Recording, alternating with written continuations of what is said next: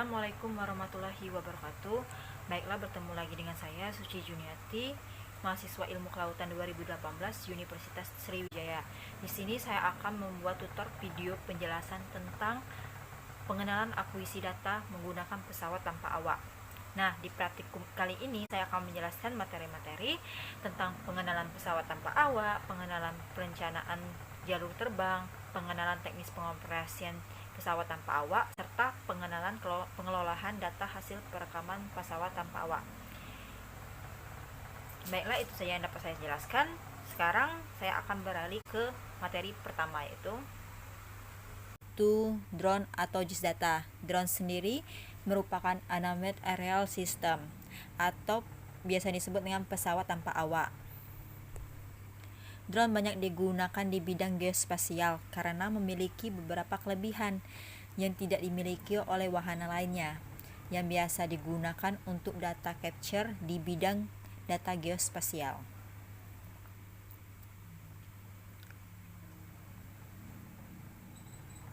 Yang berikutnya kita lihat mengenai geografi informasi sistem atau biasa disebut dengan GIS.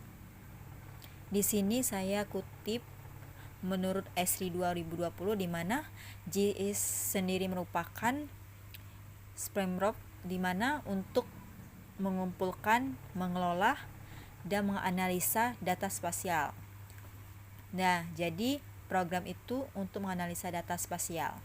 Namun, definisi ini mengalami perkembangan dari tahun ke tahun, yang pada awalnya GIS yang awalnya merupakan sebuah tools sebagai alat bantu di bidang geografi untuk melakukan analisa data spasial. Selanjutnya, tools ini berkembang menjadi sebuah sistem yang sekarang dikenal dengan Geography Information System atau GIS. Nah, jadi itu mengenai GIS. GIS itu awalnya dari tools, namun berkembangnya dari tahun ke tahun sehingga menjadi GIS atau Geography Information System. Selanjutnya yaitu di sini saya perlu ketahui bahwa dalam data GIS sendiri didapatkan berbagai sumber-sumber, yang dimana data yang di capture menggunakan drone itu hanya salah satu sumber data dari GIS. Kita bisa lihat bahwa sumber data dari fotogrametri, remote sensing, digital, dan sumber-sumber yang lainnya, termasuk pemetaan dengan cara ground survey, itu hanya merupakan data yang dipakai dalam proses analisa geospasial informasi.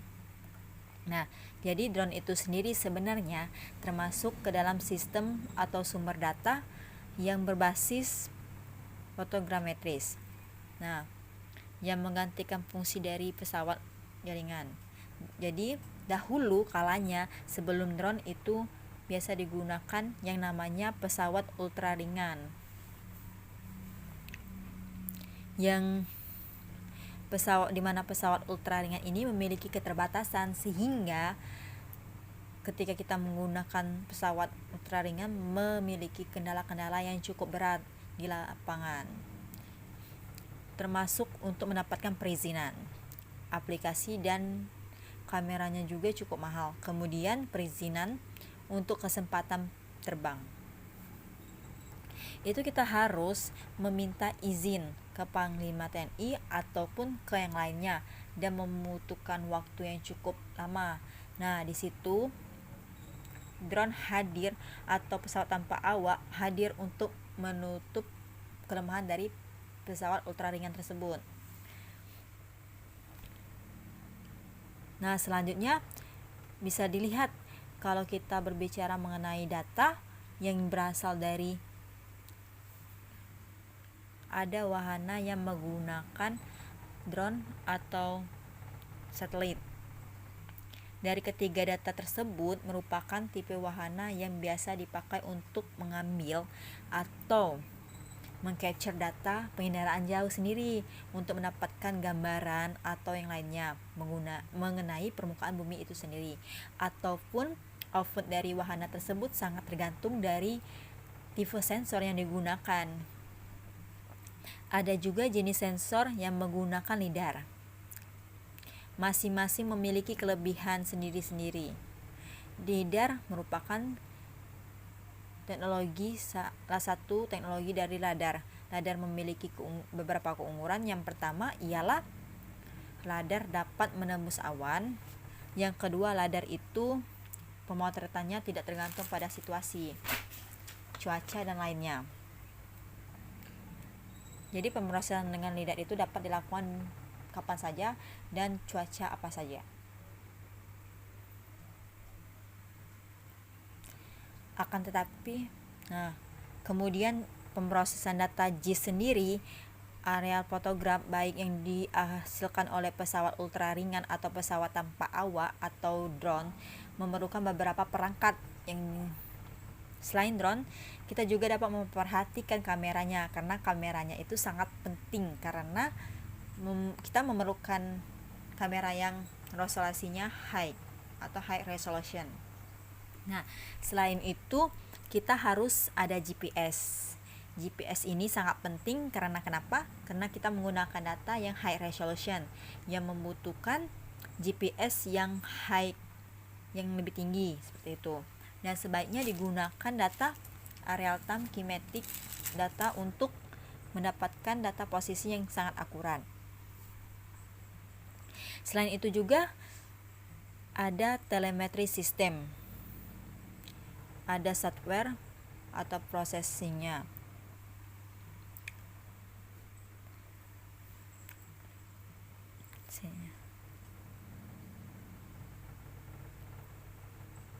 Selanjutnya itu selain perangkat kelas tadi, di ini ada beberapa software yang digunakan untuk drone sendiri. Ada Pix4D, ada Agisoft, Drone, Deploy, Skycatch, dan lain-lainnya. Nah, kita bisa lihat ada yang berbayar dan ada yang free.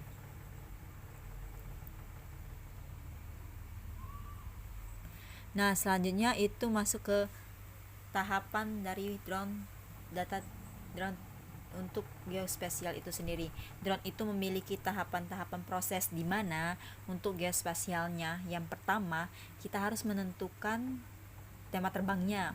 Dengan rencana terbang, kita bisa mengetahui waktu pemotretan dan lama pemotretan serta pencakupan pemotretannya seperti apa.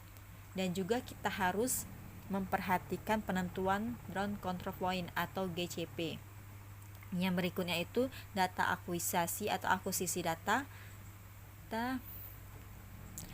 proses data, dan juga reporting. Dan selanjutnya drone data aplikasi lebih spesifik, lebih ke geospatial information.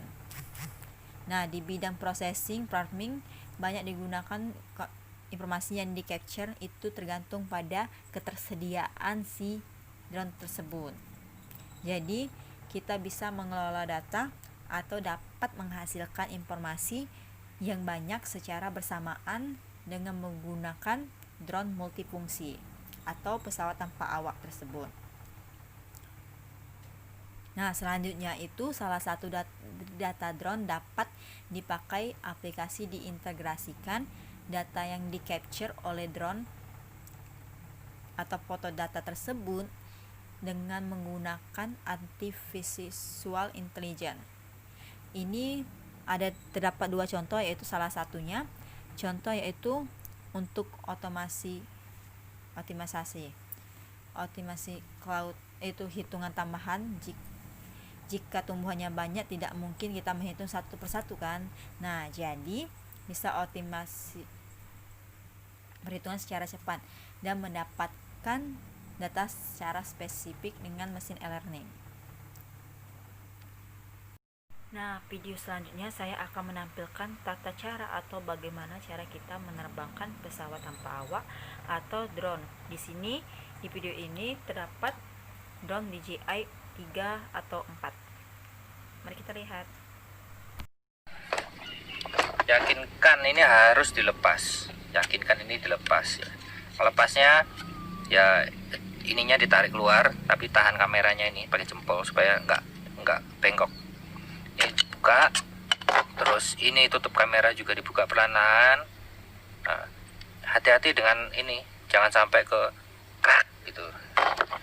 Terus pastiin ini udah masuk memorinya dimasukin, lensa jangan kepegang, memori dimasukin, pencet, cetek. Nah, kalau sudah ditegakkan lagi, terus baling-balingnya ada 4. Lihat nih, ini silver, ini hitam, ini silver, ini hitam ya, hitam dengan hitam, silver ketemu silver, ini silver, dan selalu bentuknya berseberangan. Jadi kalau begini nggak bisa muter soalnya nanti, jadi harus begini. Nah, coba aja, ini muternya nggak perlu diingat-ingat kok, nggak perlu diingat-ingat mau muternya ke kanan apa ke kiri, nggak perlu, coba aja. Nah, ini berarti kebalik, berarti ke sini muternya, mengencangkannya. Jadi kalau lupa gitu, nah ini udah benar, tinggal kencangin.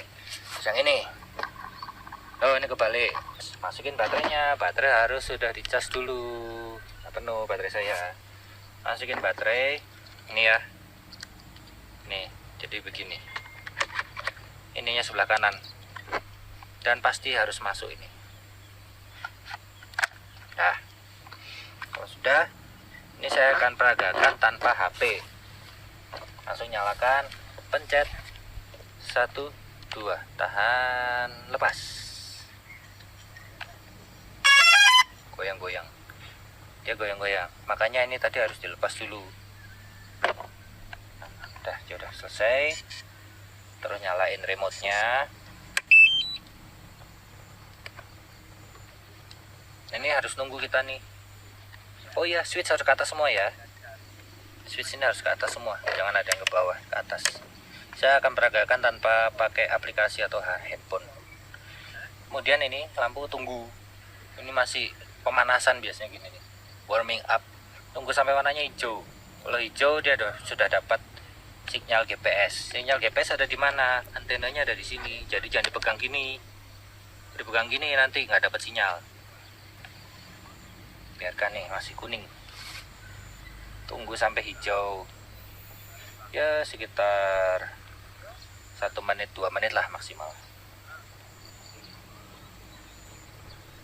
Tunggu aja. Pokok sabar.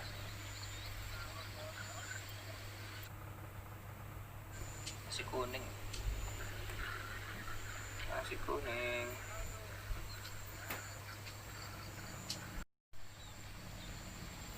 Nah, sudah hijau. Ya, ini lampunya coba lihat. Sudah hijau. Nah, nanti kalau sudah terbang di atas, jangan lupa merah ini depan, hijau ini belakang.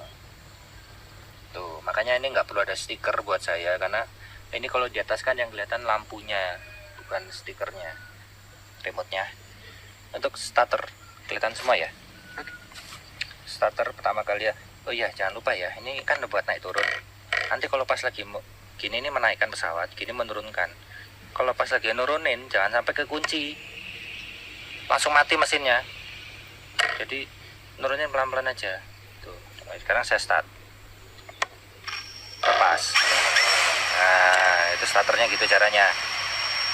Ini udah nyala.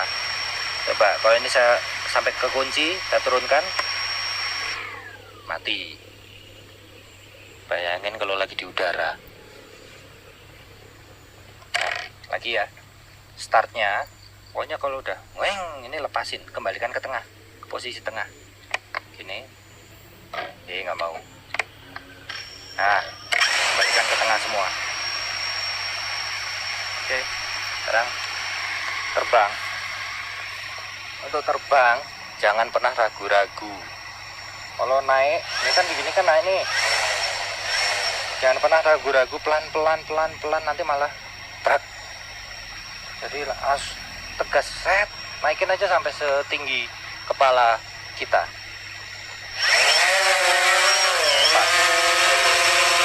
Turun, naikin lagi. Ini buat ke kanan, lepas dia berhenti, ke kiri, lepas dia berhenti, kanan gitu, belum di kamera, belok ke kanan.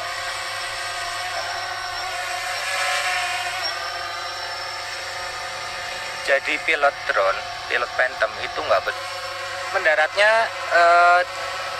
harus cari permukaan yang rata.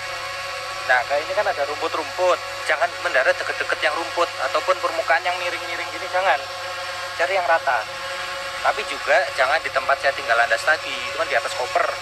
Ya kalau udah ahli sih nggak apa-apa, pas tek di koper. Kalau saya aja belum berani kok. Kalau saya yang susah-susah yang gampang aja. Mendarat ya. Kira-kira yang kosong itu sebelah sini. Drone-nya menghadap ke sana sesuai dengan kita menghadap kemana. Saya nggak bingung.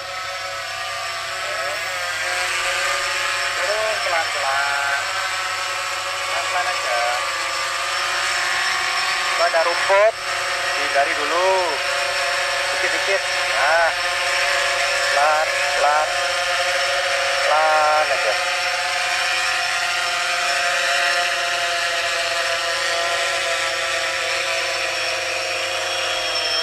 Kalau udah kena tanah, langsung matikan. Nah, jadi begitu udah cek ke tanah. Nah, jadi itulah sekilas video cara menggunakan atau cara menghidupkan dan mematikan DJI 4 atau 3 atau pesawat tanpa awak atau sering disebut dengan drone. Nah, itu saja yang dapat saya tampilkan di video kali ini. Jika ada kesalahan saya mohon maaf. Saya akhiri. Wassalamualaikum warahmatullahi wabarakatuh.